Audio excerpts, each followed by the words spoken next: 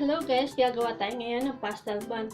Para sa mga ingredients ay bread flour, powdered milk and sugar, yeast, egg, butter, at warm water. Magsimula na tayo. Sa ating warm water ay maglagay ng yeast. Haluin natin ito at isit ng 5 minutes hanggang mag-activate ang ating yeast mixture. Sa ating bowl ay maglagay ng bread flour.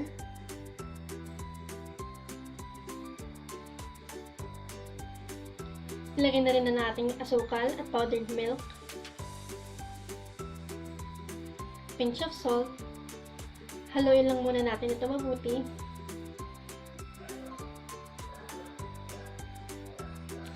At ilagay ang ating egg.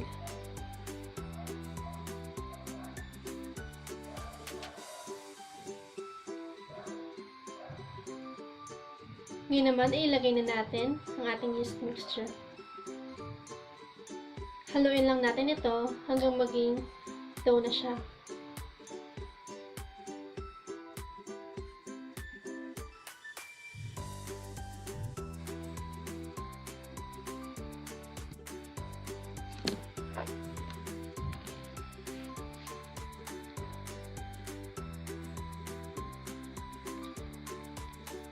Ngayon naman, i-dust natin ang ating surface at ilagay na ang ating dough. Inid lang natin ito ng hanggang 8 minutes o hanggang maging elastic at smooth na ang kanyang texture.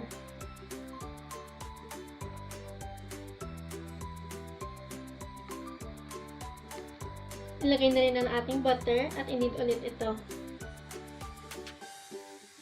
Ngayon okay na, ay grease natin ang ating bowl at ang ating dough.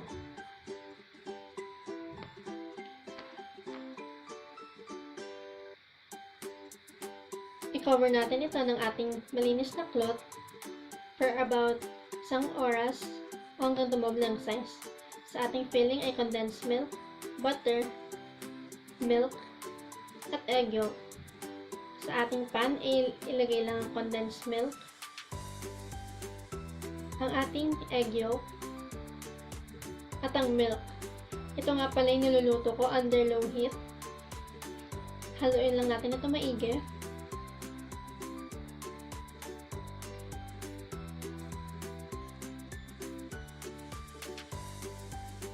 At lalagay ng ating butter.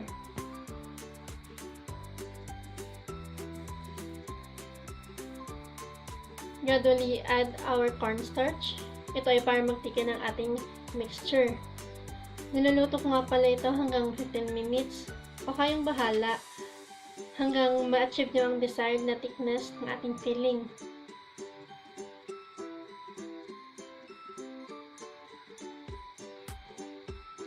Ngayon dumoble na ang size ng ating dough, ay i-deflate na natin siya.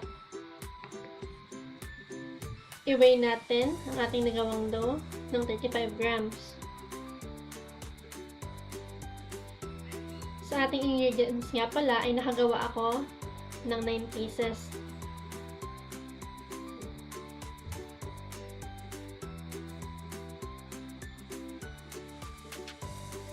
Ngayon okay na siya, takat na natin. Ibilugin na natin isa-isa ang ating dough.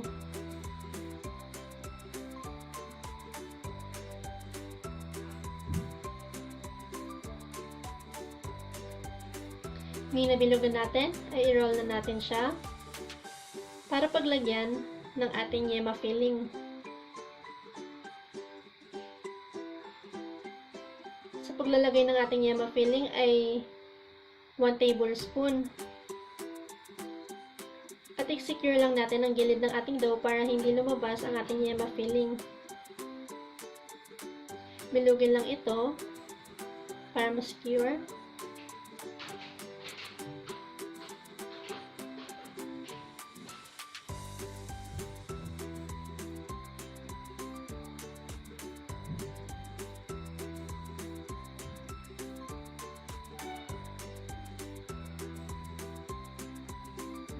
Takpan natin ito at i-proof ng 15 minutes.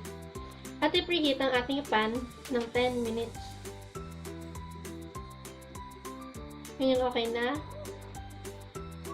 ay lagyan na natin ng egg wash ang ating dough. At lutuin ito ng 20 to 25 minutes o hanggang making golden brown.